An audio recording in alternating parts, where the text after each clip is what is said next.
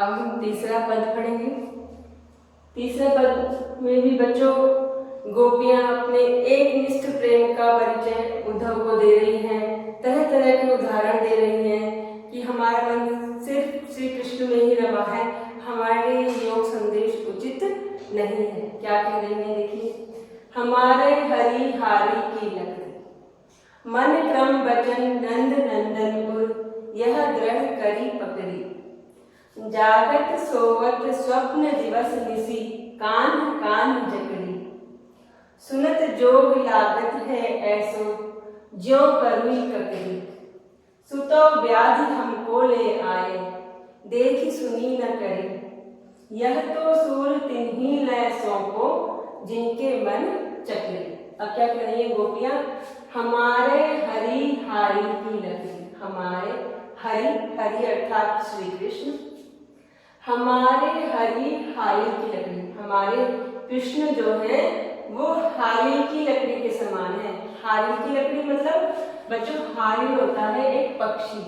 हारी पक्षी क्या होता है, वो सदैव अपने पंजे में एक लकड़ी हमेशा दबा के रखता है, पकड़ कर रखता है उसे। समझिए कि वो लकड़ी उसका सहारा है, आलंबन है, उसका आधार है, वो उसे कभी भी अपने पंजों से नहीं छोड़ता। तो ठीक ऐसे ही कृष्ण भी गोपियों के लिए हारी की लकड़ी के समान है।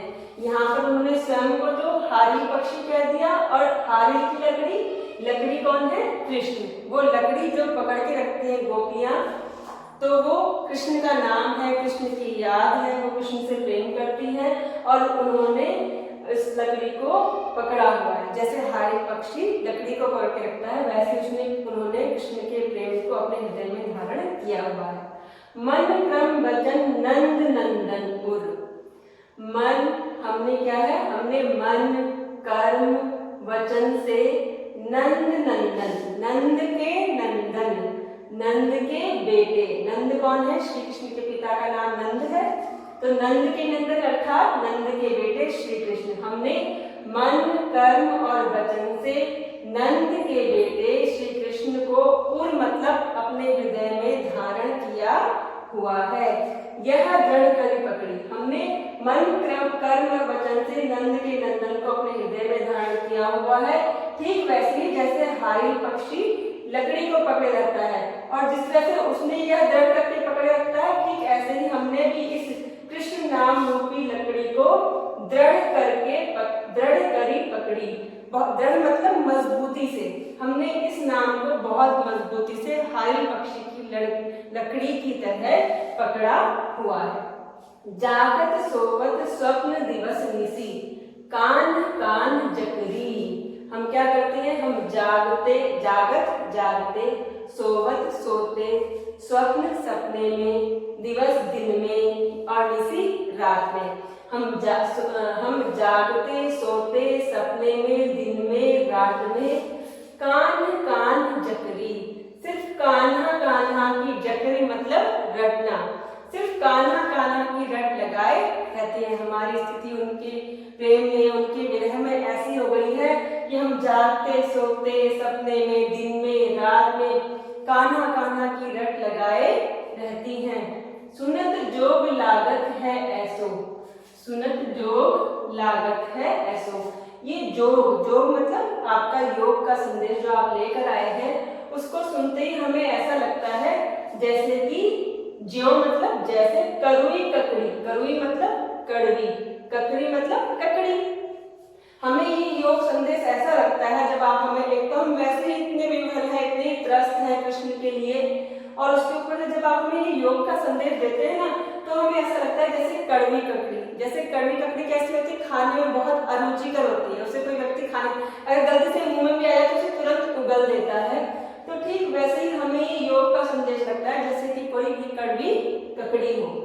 सुतो व्याधि हमको ले आए देखी सुनी न करी, और तुम पता नहीं ये व्याधि मतलब रोग जो पीड़ा दे, परेशान करे, ये ऐसे हमारे लिए हमको ले आए मतलब हमारे लिए ले आए हो, जो हमने कभी देखा सुना न करा मतलब भोगा, जो कभी हमें हुआ नहीं, ऐसा रोग, ये योग नाम का रोग हमारे लिए, व्याधि हमारे लिए तुम ऐसे ले आए हो, रोग की तरह है हमारे लिए, जो हमने पहले कभी नहीं है।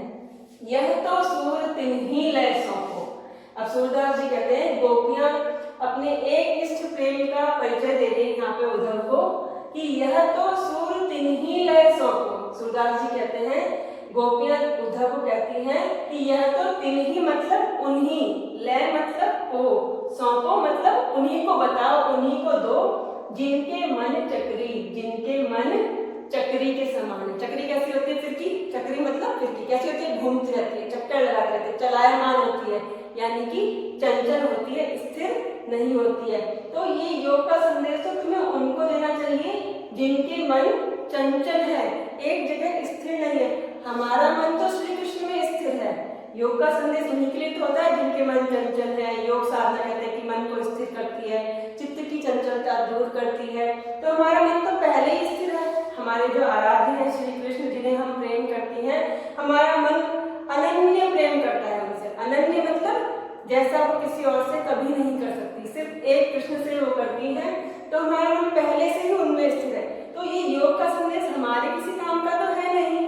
तो ऐसा करो, ये उनको दो जिनके मन में भ्रम है, चक्कर है, जिनका मन चंचल है, या कहिए कि जिनका मन अपने आराध्य में या अपने प्रेमी में स्थिर नहीं है, ये आप उन्हें सौंपें। देखिए बच्चों, पूरे पद में जो है भक्ति रस है। गोपियां तरह तरह के उदाहरणों से अपने कृष्ण प्रेम का परिचय दे रही है। अगला है, हरि है राजनीति पढ़े आए, समझी बात कहत मधुकर के, समाचार सब पाए। एक अति चतुर हुतै पहले ही, अब गुरु ग्रंथ पढ़ाए। बड़ी बुद्धि जानी जो उनकी, जोग संदेश पठाए। उद्धव भले लोग आगे के, परहित डोलत ढाए। अब अपने मन पैर पाई है, चलत जुहुते चुराए। ते क्यों अनीति करे आपुन, जे और अनीति छुड़ाए। राज धर्म तो यह सूर, जो प्रजा न जाही सताए। अब यहाँ पर गोपियां क्या कह रही हैं? फिर तरह तरह के व्यंग कस रही हैं उद्धव को। अब उद्धव योग का संदेश उनके लिए लेकर आए हैं, तो उनको तरह तरह से व्यंग से अपने आहत कर रही हैं। यहाँ पर क्या कह रही हैं? हरि है राजनीति पढ़े आए।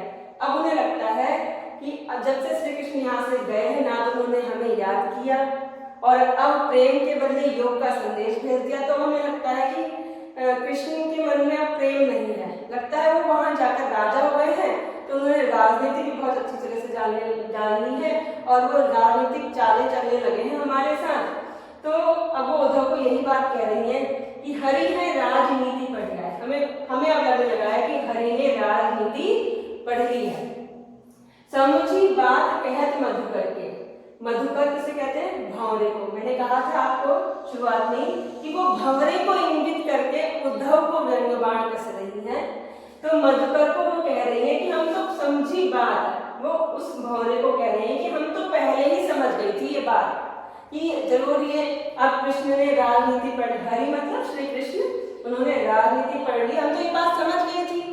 लेकिन अब सारा समाचार सारा समाचार पा भी लिया है। जिस तरह की वो बात कर रहे हैं वो समाचार हमें मिल भी गया है और हमें विश्वास हो गया है कि अब कृष्ण राजनीति में पारंगत हो गए हैं।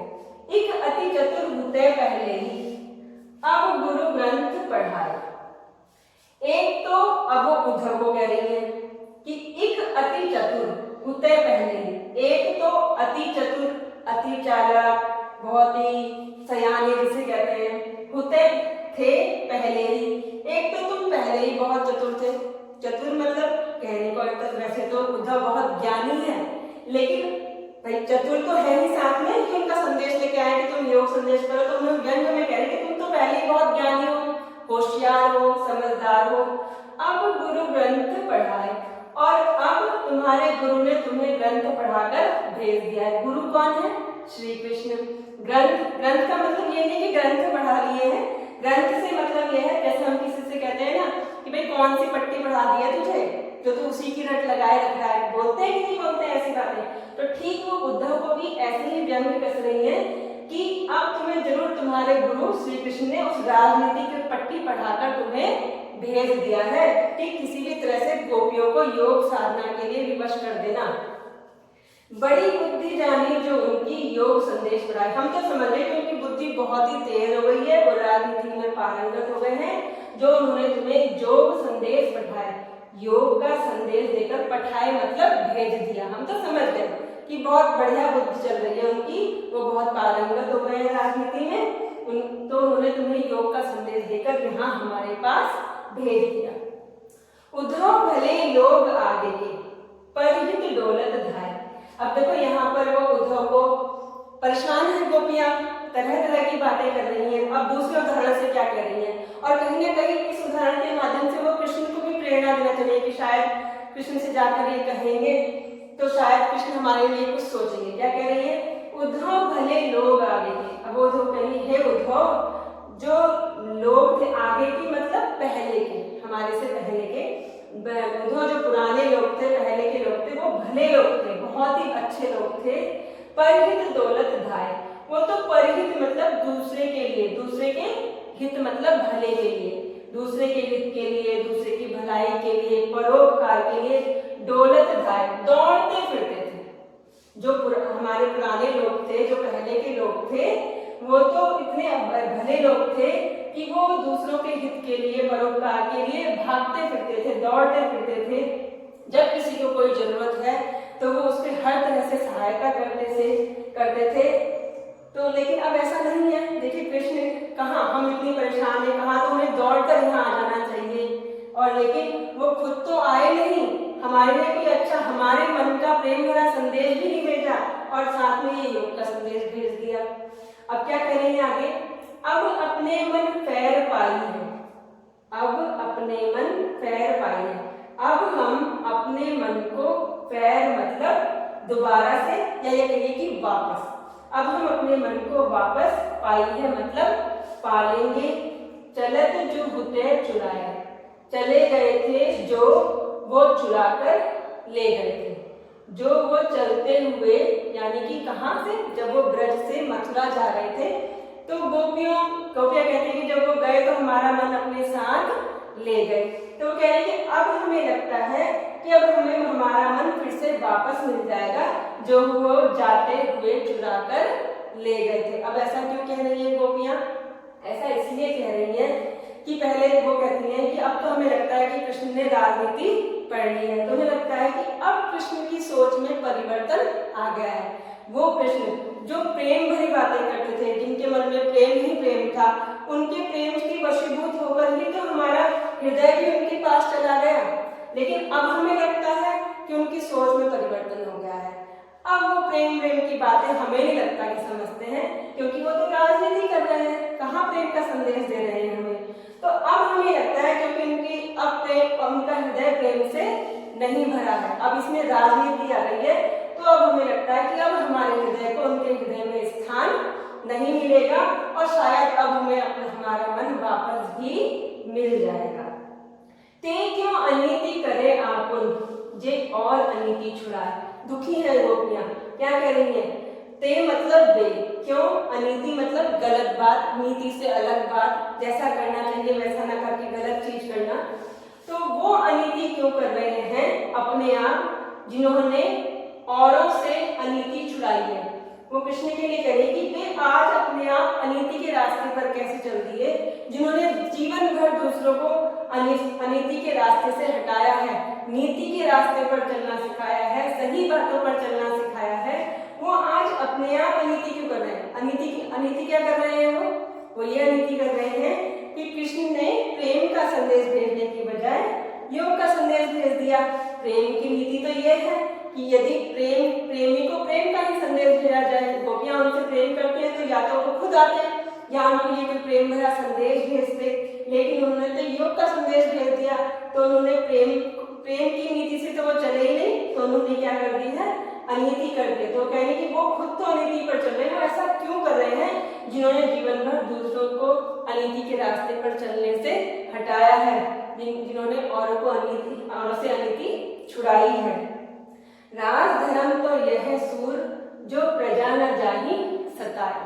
अब देखिए, राज धर्म तो यह सूर, अब यहाँ पर वो गोपियां अपने राजनीतिक प्रबुद्धता का परिचय भी दे रही हैं, राजनीतिक ज्ञान का परिचय भी दे रही हैं। वैसे गोपियां पढ़ी लिखी नहीं है, लेकिन वो राजधर्म जानती है। वो कह रही है वो इतनी अनीति कर रहे हैं हमारे साथ, जबकि राजा का धर्म तो ये, राजधर्म तो यह है सुर, राजा का धर्म। सूरदास जी कहते हैं, गोपियां कह रही है कि उद्धव, राजा का धर्म तो ये है जो प्रजा न जाहि सता है, कि प्रजा सताई ना जाए। राजा का धर्म है कि उसकी प्रजा न सताई जाए।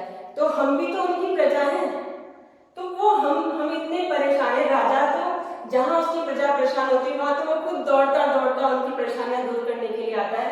हम भी उनकी प्रजा हैं, पूरा का पूरा ब्रज उनके लिए परेशान है, दुखी है। तो क्या उन्हें हमारी जो वेदना है उसका पता नहीं चल रहा है? तो वो हम इतने सताए जा रहे हैं, क्या वो हमें सांत्वना देने के लिए, हमें ढाढ़स बंधाने के लिए, हमारा दुख दूर करने के लिए हमारे पास नहीं आ सकते?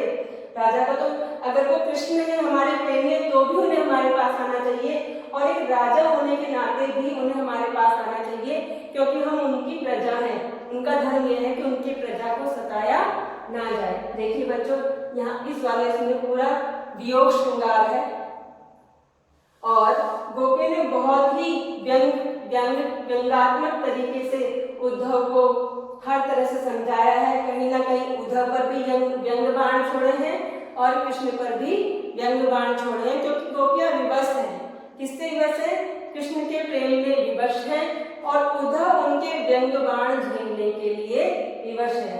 बच्चों, इस भ्रमर गीत के माध्यम से कहीं ना कहीं सूरदास जी ने साकार ईश्वर की उपासना को भी ऊपर रखा है। निराकार को छोड़कर साकार ईश्वर की उपासना को की विजय दिखाई गई है।